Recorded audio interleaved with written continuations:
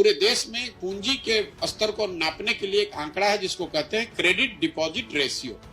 मतलब बैंकों में जो पैसा जमा हुआ उसमें से कितना पैसा पूंजी के तौर पर समाज को वापस मिला, घर बनाने के लिए, बिजनेस करने के लिए, गाड़ी खरीदने के लिए, उद्योग धंधा करने के लिए।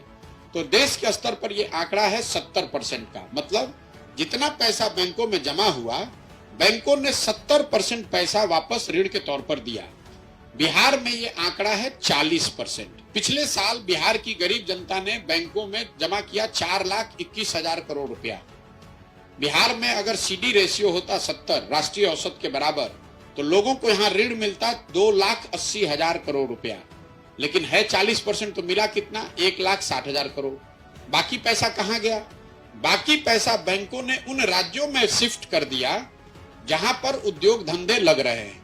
कर्नाटक में, महाराष्ट्र में, गुजरात में, तेलंगाना में, आंध्र में सीडी रेशियो 90% से ज्यादा है। 1990 से लेकर पिछले वित्तीय वर्ष तक रिजर्व बैंक ऑफ इंडिया ने जो आंकड़ा जारी किया है वो बता रहा है बिहार से बैंकों ने बिहार के लोगों का जमा पैसा 26,35,000 करोड़ रुपया बैंकों ने बिहार से दूसरे राज्यों में शिफ्ट कर दिया। इन 32 वर्षों में बिहार सरकार का बजट भी नहीं है 26 लाख करोड़ रुपया।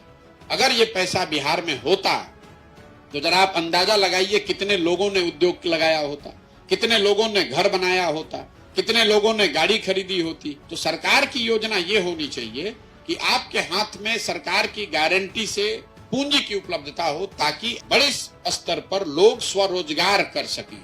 कोई गाड़ी खरीदेगा, कोई मछली का व्यापार करेगा, कोई अंडा का व्यापार करेगा, कोई डेयरी फार्म खोलेगा, कोई यूट्यूब चैनल खोलेगा। उस रेशियो को अगर सुधार दिया जाए तो बिहार में हर साल 2 लाख करोड़ रुपया बिहार के लोगों का पैसा आने लगे। किसी बाहर के पैसे की बात बाद में की जाएगी। 2 लाख करोड़ रुपया जो हम और आप बचा रहे हैं, ये पैसा बिहार में लगने लगे तो उससे बहुत बड़ी इकोनॉमिक एक्टिविटी शुरू हो सकती है, उससे बेरोजगारी की संभावना खत्म हो सकती है।